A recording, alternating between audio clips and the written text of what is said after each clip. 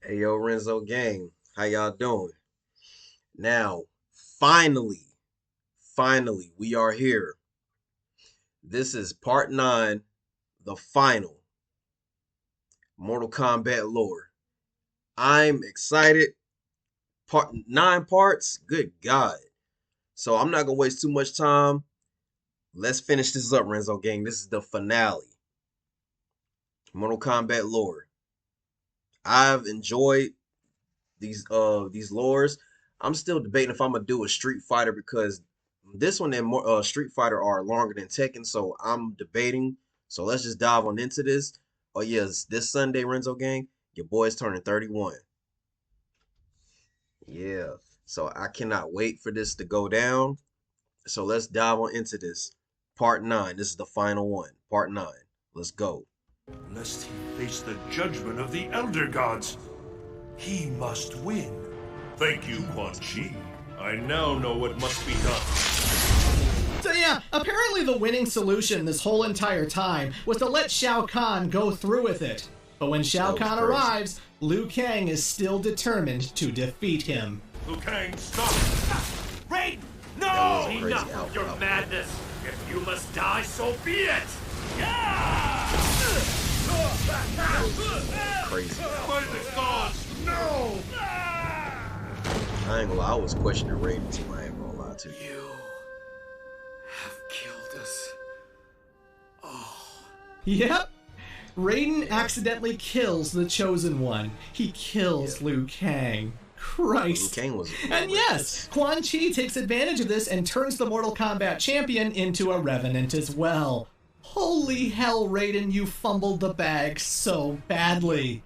But finally, Shao Kahn stepped through the portal and Raiden surrenders. At least at the very end, he was correct. The Elder Gods so mad in this game. finally step in They make and me proceed mad, to period. destroy the Outworld Conqueror at long last. And there are no clones or dark magic that can undo this. The Emperor is truly obliterated.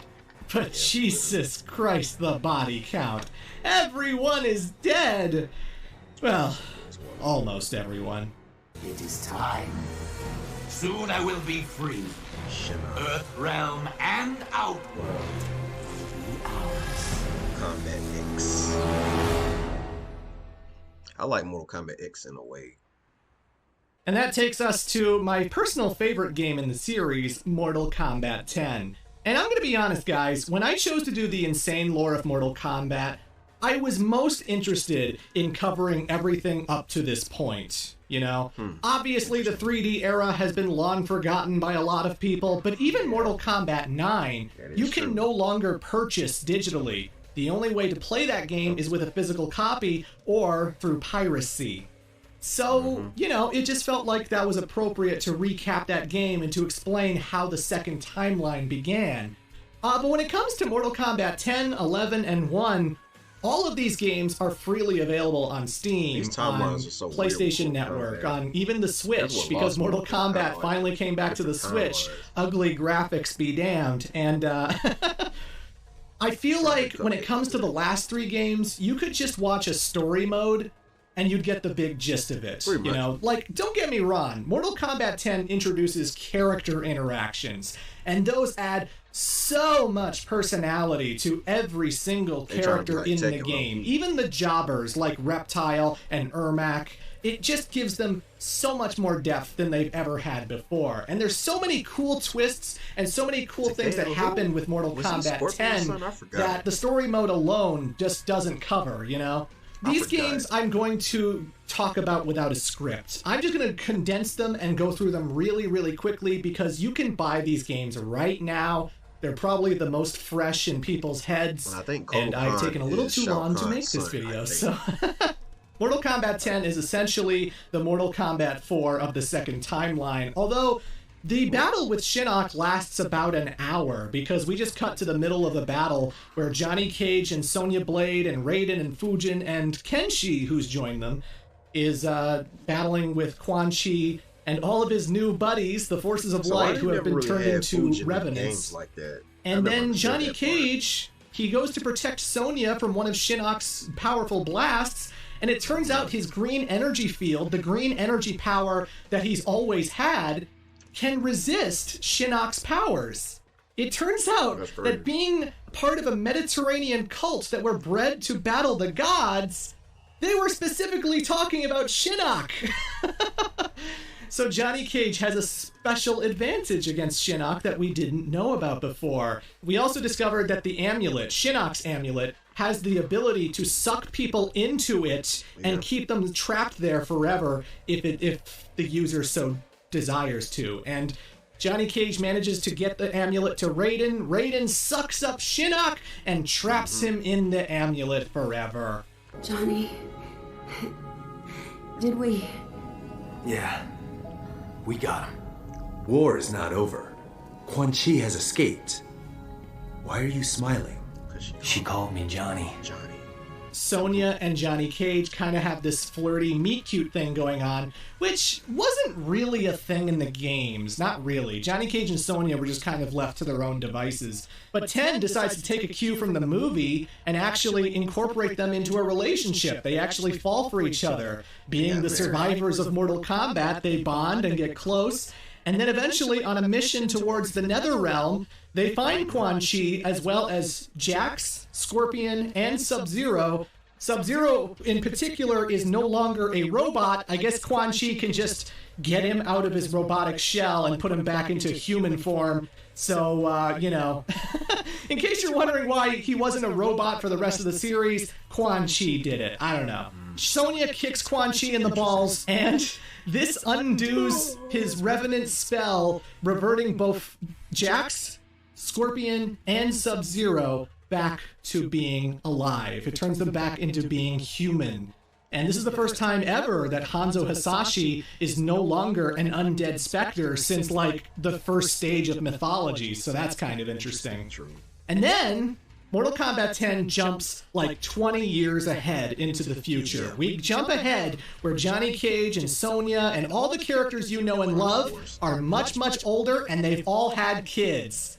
Combat kids, to be precise. As the secretary pointed out, us older folks are going to retire someday. So it's time for your generation to step up.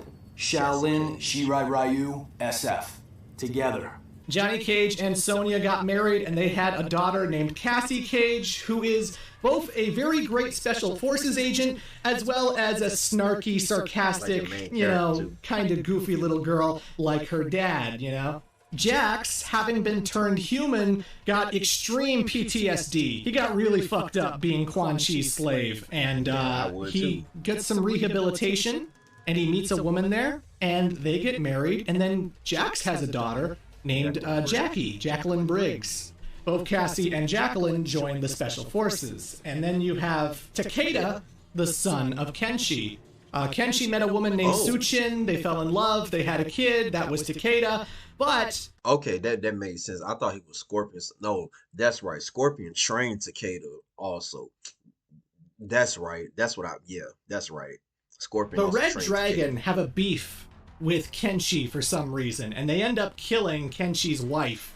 And so, in order to protect his son, he left him with Hanzo Hasashi, who is starting up the Shirai Ryu all over again. So Takeda both has telekinesis like his father, and he was trained by Scorpion. He is trained as a Shirai Ryu. So he's got these cool whip things and telekinesis, and he's probably the coolest of the combat kids.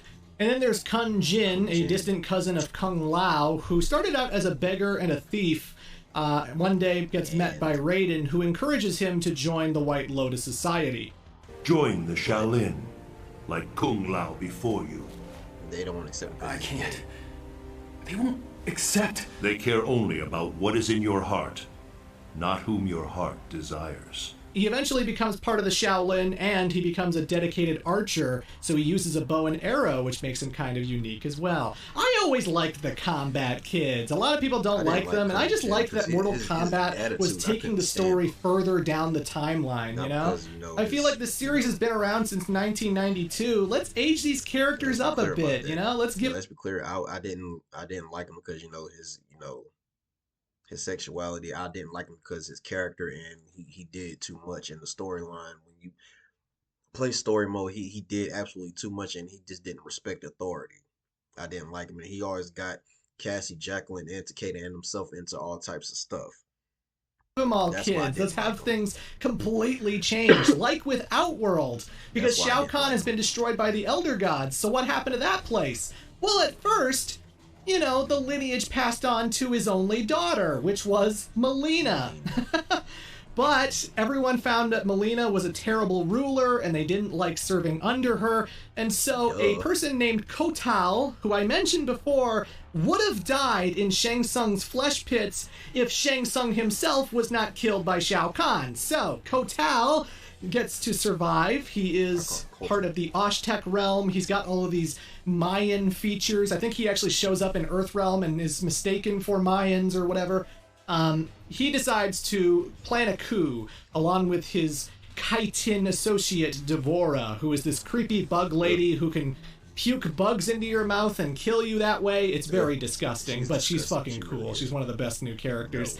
Anywho, Reptile, Ermac, they all turn on Melina. The only person who doesn't turn on Melina is Baraka, but his ass gets killed for it. Melina makes a getaway so that she can create a rebellion later, but Kotal becomes the new Khan. He becomes Kotal Khan. He rules over Outworld.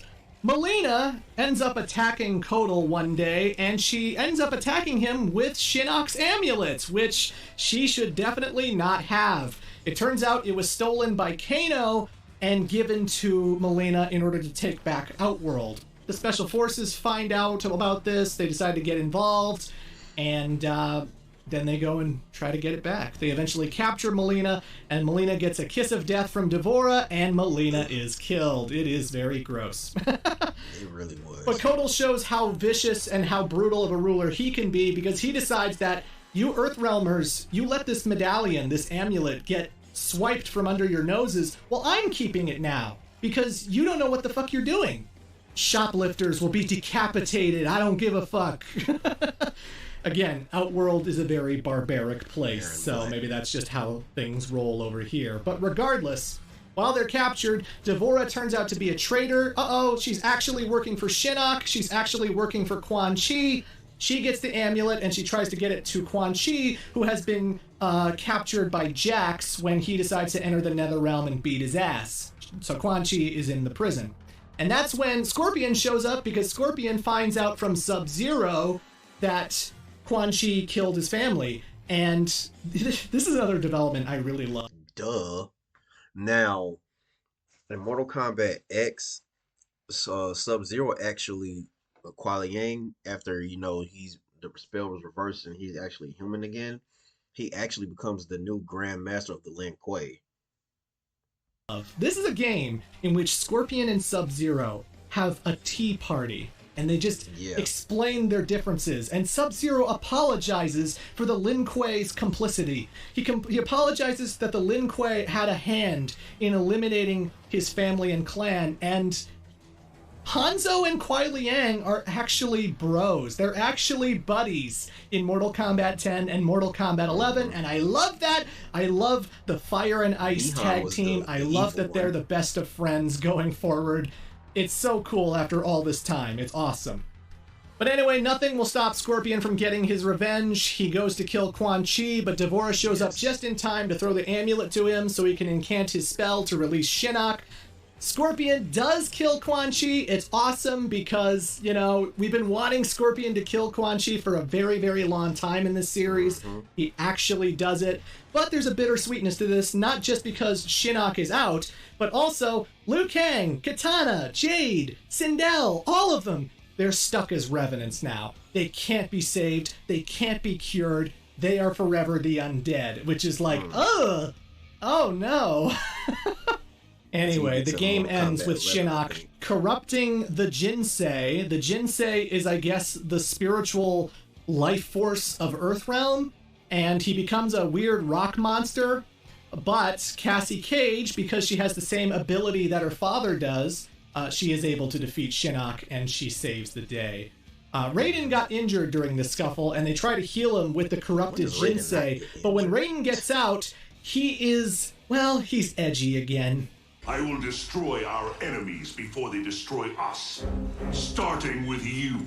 That's how you gotta be. Oh, Raiden. Not even you can kill an Elder God. There are fates worse than death.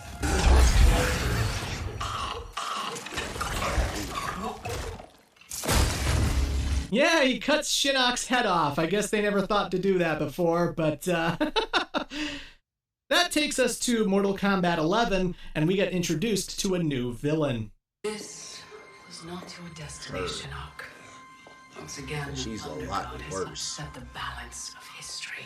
A lot worse. I didn't play this game. I just watched the little snippets, but The she's arc of the worse. universe bends to my will. She like controls time. That's why the It Revenant is only a came in matter them, you know. of time.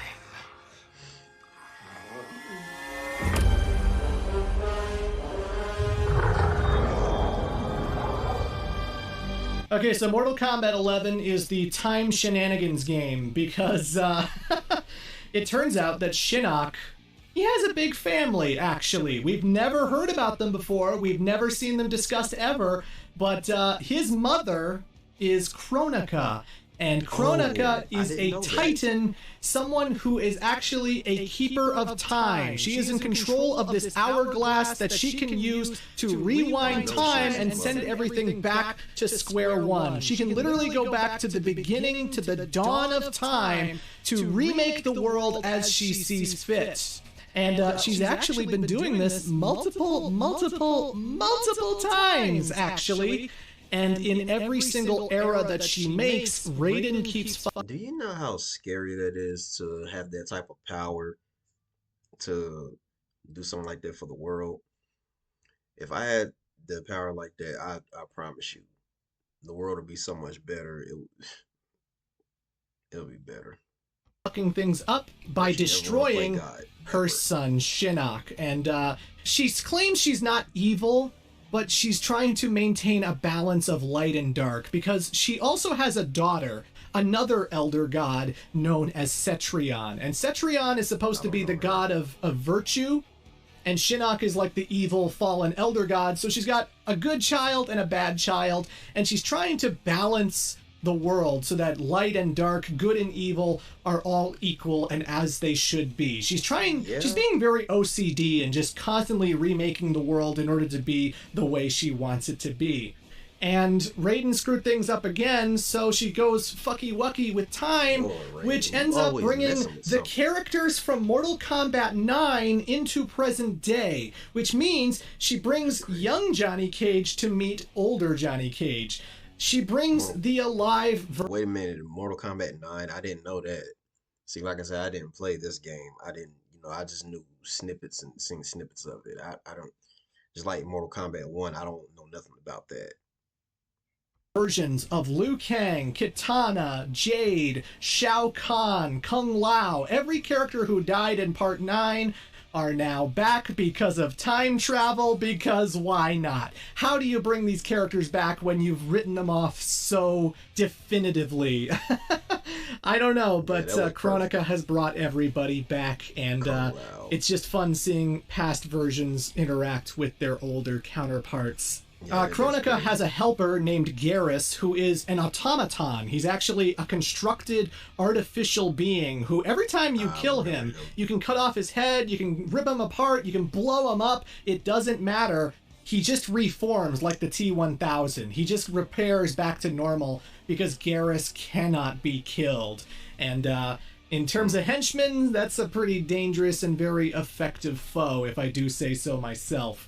Kronika builds an army of people who she convinces that she will give them benefits and stuff in her new era, that she's going to reset time and give them all these advantages if they choose to align with her and take out Raiden's forces. So she's got like 2 versions of Kano working for her. Frost undergoes the cyber system and becomes Cyber Frost, so that's pretty fun. Anyway, after poor Hanzo gets killed by Devora, stung by one of her poisonous stingers, he actually convinces his younger self, his undead revenant evil self, to trust in the forces of light, because we actually brought the Shirai Ryu back. We actually brought them back to their former glory. So Scorpion shows up and he's kind of like blindsided, like, oh my god, I can't believe this. But Raiden does not trust the earlier version of Scorpion. He thinks he's an enemy, and he goes to kill him. And because he's holding on to Shinnok's amulet, oh, by the way, the dark version of Raiden got, like, obliterated, like, as soon as the time conference happened, because only one version of a god can coexist at the exact same time. I don't know why. But anywho, Raiden, he tries to attack Scorpion. Liu Kang sees that, like, no, you came in peace. There's no reason to do this. And Raiden's like, get the fuck out of my way, Liu Kang, or I'm gonna kill you. And Liu Kang decides to cross paths with him. But then Raiden has, like, a flash. He has a flash that, like, he remembers the events of Mortal Kombat 9 when he fought Liu Kang back then, too. And then he remembers the events of Armageddon when he fought him at the pyramid. And he remembers when he fought him at a subway station. And when he fought him like this. And when he fought him like that. And throughout every era of history, Raiden and Liu Kang have battled each other to the death. When Raiden realizes this, he puts a stop to it immediately and thinks to himself, oh my god, we've done this 1,000,000 times before. At long last, you see the pattern. The pattern, but not the purpose. Why set me against Liu Kang? Is it not obvious? Your combined power threatens my vision for the timeline. Kronika kidnaps Liu Kang. Like I said, with Mortal Kombat, I know way more about Tekken than I do Mortal Kombat. I knew bits and pieces of Mortal Kombat, but not like I did with Tekken. Now, Street Fighter, I'm clueless with Street Fighter. I know a little bit, but not that much. That's just like with the other video game, Killer Instinct. I know nothing about that. Like, nothing. And then she heads back to her base, and she needs a little time to reset her hourglass. So all of the heroes, they gather their armies. You know, Sub-Zero gets the Lin Kuei, the Shaolin, the Special Forces. Katana actually battled Shao Kahn and managed to gain all of his forces, even convincing Baraka to serve under her. So now Katana has all of the Outworld forces as well. And there's this big war against all of these Oni and Demon from the Nether Realm as they storm onto Kronika's base. And Kronika actually uses the Revenant Liu Kang to suck up the soul of the good Liu Kang from the MK9 timeline, thereby making the Revenant version of Liu Kang even more powerful.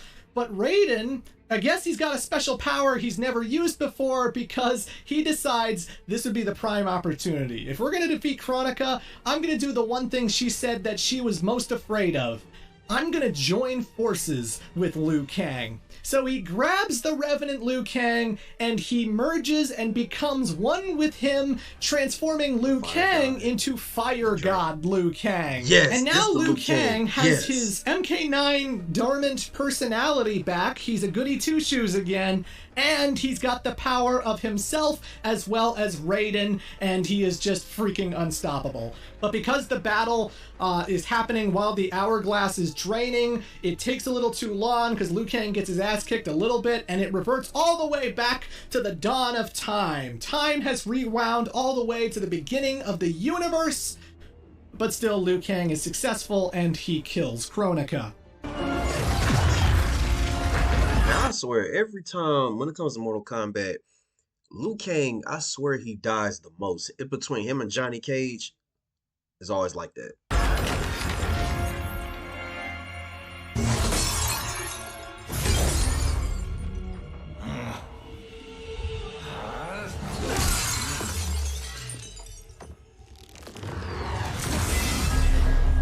That's when Raiden shows up in his human form to basically tell the guy, well, Liu Kang, you're the new protector of Earthrealm. You're the new god who's going to watch over everybody. And now you have the power to control your new era as much as you see fit. You know, you can do it.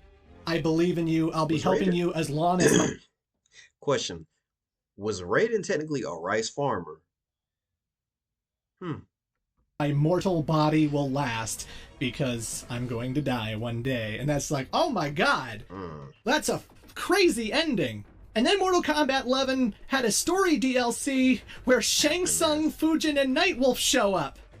And of course, this DLC was amazing, if only for Kari Hiroyuki Tagawa, who played Shang Tsung in the movie, reprising his role as Shang Tsung in the video game. Jesus Christ, it's so good.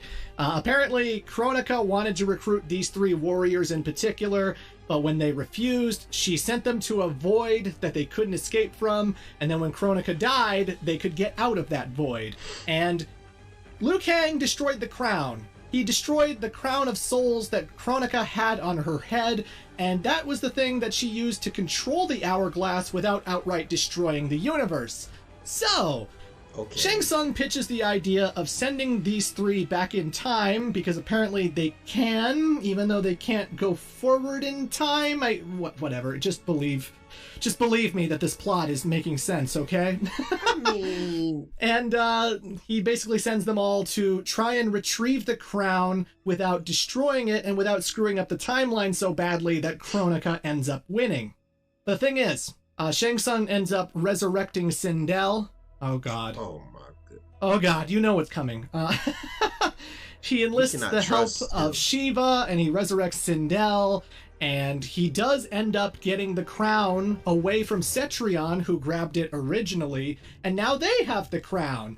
But the thing is, behind the scenes, he is secretly orchestrating with Shao Kahn and Sindel to betray the forces of light and to get the hourglass for themselves. And people were really ticked off, really pissed off, because Mortal Kombat 11, you know, it establishes what we already knew. She was Shao Kahn's empress, his equal in evil. Because he had her bewitched.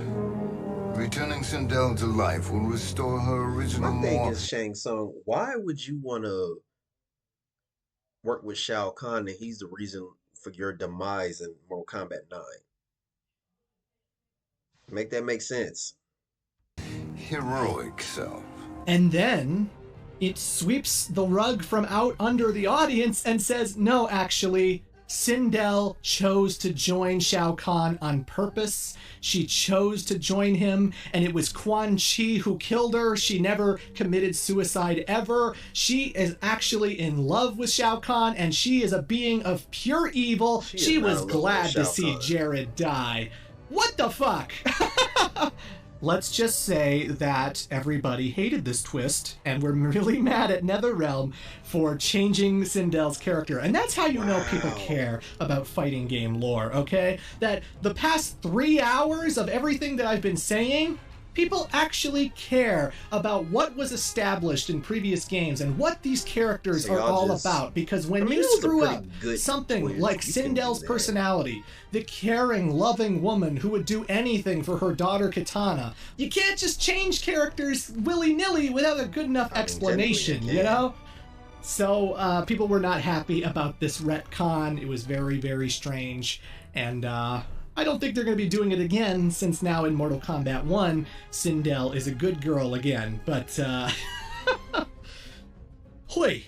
Either way, Mortal Kombat 11 Aftermath ends with Shang Tsung ending up betraying both Shao Kahn and Sindel, defeating Kronika, taking the crown for himself, and he's about to completely remake the universe in his image when Liu Kang shows up and lets him know that, oh, actually, Shang Tsung, I've been watching this whole entire time. I knew you were going to betray everybody, and I planned on that. I'm just going to reset the timeline and bring everything back to normal after I defeat you.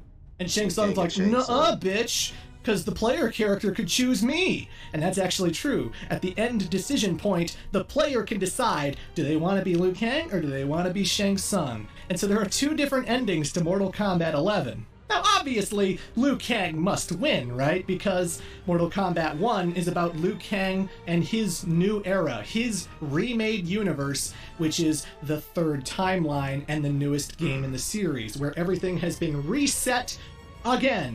And you know, originally I wasn't going to talk about this game. I was going to leave it and say, you know what? You guys should play the game for yourself. You guys should find out all of the crazy twists and changes yourself. But the thing is, this video is called The Insane Lore of Mortal Kombat. And I would be doing it such a disservice to not talk about how fucking crazy and how fucking insane the end of this game gets. I bet.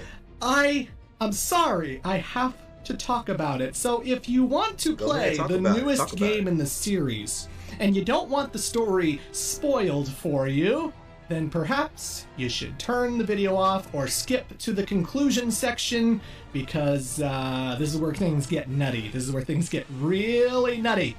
Okay, so Liu Kang remakes the world in his image. They completely redefine how all the characters operate, because Scorpion and Sub-Zero are now brothers. Bi-Han is Sub-Zero. Now, years ago, they did kind of do something like that years ago where Scorpion and Sub-Zero were brothers. I forgot exactly what it was, but yeah, I knew that was going to come to light. And Kuai Liang is Scorpion. Yeah, Scorpion is a member of the Lin Kuei, and he is Kuai Liang. He is not Hanzo Hasashi, so they've completely changed how that dynamic works. Wow. Sindel had 2 daughters. She had Kitana and she had Melina. Melina is no longer a clone of Kitana. She is actually her sister. Baraka is no longer a nomadic mutant, a savage who just kills people for sport and fun. Now he's an honest merchant who has been infected with this disease called Tarkat. And Tarkat is what makes people go bald, and it gives them razor teeth and gives them swords in their arms, and that's how it happens, because of this disease. And unfortunately, Melina has also caught Tarkat, and it's only thanks to Shang Tsung's serum that she's able to cure the instances of Tarkat and go back to normal every now and then. But she is infected with Tarkat, and that is why she still is the vicious, sadistic, crazy Melina that we all know and love. Every now and then when she's fighting, you see. I gotta play 11 too. I ain't played 11. Liu Kang made it so that Shang Tsung was a pathetic snake oil salesman who could never gain any real power. And that Shao Kahn never became Khan. He never became the conqueror who destroys and conquers Outworld. No, he's just a loyal general. He's just a loyal servant to Queen Sindel, who now rules over Outworld. She did along with her husband Jared, but then Jared was assassinated. We don't know who the assassinator is. We just know that everyone believes Li Mei, the constable of Outworld, is a bad person because she failed to protect Jared. She's disgraced. How dare you, Li Mei? Why didn't you save Jared? You fuck up, you idiot. There is a new Raiden who is basically taking the place of what Liu Kang used to be, because now Liu Kang is the protector of Earthrealm. Now he's the god that everybody talks and answers to. And this new Raiden is a normal human being who has a lightning medallion that gives him electricity powers. And he got that by winning the preliminaries to compete in the Mortal Kombat tournament. You know what? Wow. I shouldn't reveal too much about the details of the lore of this newest game. What I gotta talk about is the development. What I gotta talk about are the villains. Because Shang Tsung and Quan Chi, they are building this dragon army. Sound familiar? And they are listening to this woman who calls herself Damashi. Sound familiar? What I want, Shang Tsung, is to elevate you. To make you the great sorcerer that now you can only pretend to be. Oh my god, Kronika's back. I thought we killed her. She gives Shang Tsung power, teaches him how to steal souls, how to shapeshift, how to do all of his dark, evil things that he used to do before Liu Kang reset the timeline. And she gives Quan Chi the ability to do his necromancy shit and create soulnados and whatnot. Damashi is revealed to actually be Shang Tsung from Mortal Kombat 11. Now, how's that possible? Well, you see, at the end of MK11, when the player got to make a choice over who would win, it didn't matter because they both won.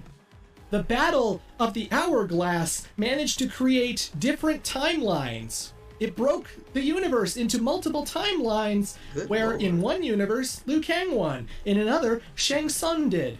And in another, Kitana did, and in another, Kano did. And all of the arcade endings of Mortal Kombat 11 are canon, and Shang Tsung and Liu Kang can tap into other timelines, and they can pull other versions of themselves from other timelines and parallel. See, I don't really like stuff like this when I never have. going different timelines. Even when it comes to comic books, I don't know why I don't like it. It's too much. All this multiverse nonsense going on, especially with the MCU. Like, I don't like all these clones and going different timelines. I can't stand it. I don't know why. I just don't like it. I never have. Universes to join in a fight to save the world and the galaxy, the crazy... I'm tired. I want this video out. The point is, the game ends with an Armageddon callback where Liu Kang's forces are taking on Shang Tsung's forces on a pyramid, and it's insane. It's insane. And I've lost my mind. I've lost my mind with this video, and I just want it to end. I just want it to stop. I just want to end this video now because I'm losing my mind. I'm losing my mind. Cage, really? And that's how I feel about the plot. That's how I feel about Mortal Kombat in general. I'm losing my mind. Warriors from across timelines, clashing in combat. The blood. Hold up. Why y'all never brought Taven and his brother back? Dagon and Taven. And the crazy thing is they're the brothers of Rain. Why never bring them back? That's insane. The death. The chaos. Yes, Lord Havoc. It's unfortunate it all ended so fast. Next time, it won't. I love Mortal Kombat. I've been playing these games for over 20 years, and they're great and they're fantastic. And I don't think they're just edgy, try-hard bullshit. I think they're fun. I think they're enjoyable. And I love that NetherRealm Studios cares so much about lore, that they make thousands of character interactions and these high-quality stories, although they gotta learn how to compress. Jesus Christ, reduce the file size! But, you know, I love Mortal Kombat. It's fantastic. I love it. It's great. It's amazing. And, hopefully I encouraged all of you to give it a try as well.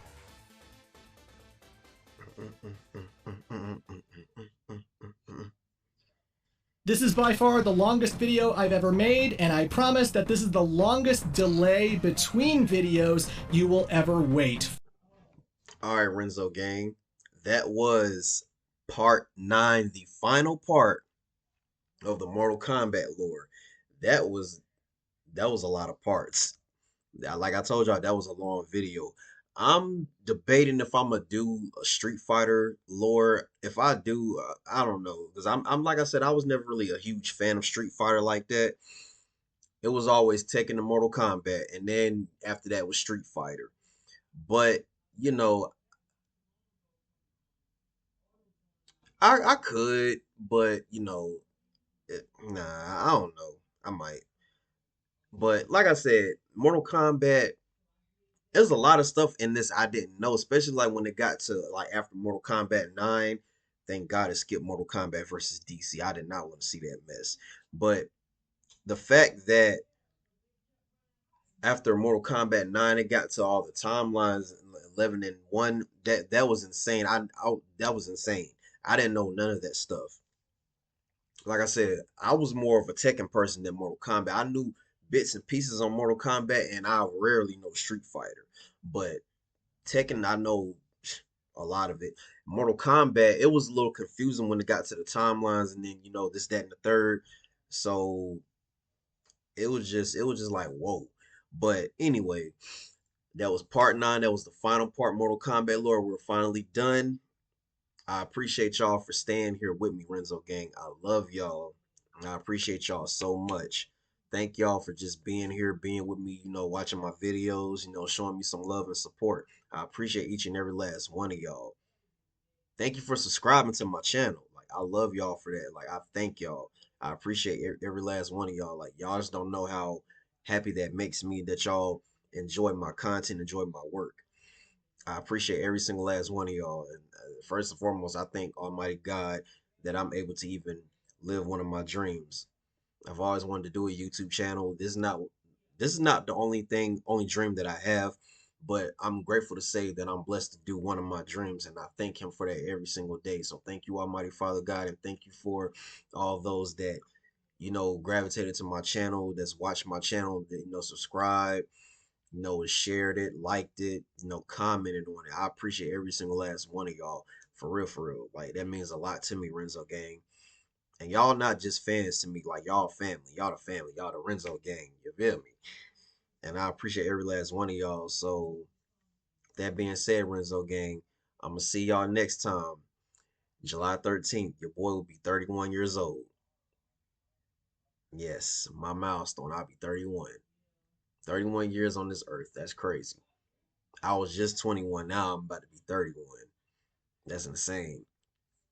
So post some comments down below. Let me know what you thought. If you enjoyed this reaction, hit that like button, share, and subscribe to your boy's channel. I love y'all, Renzo gang. Yeah.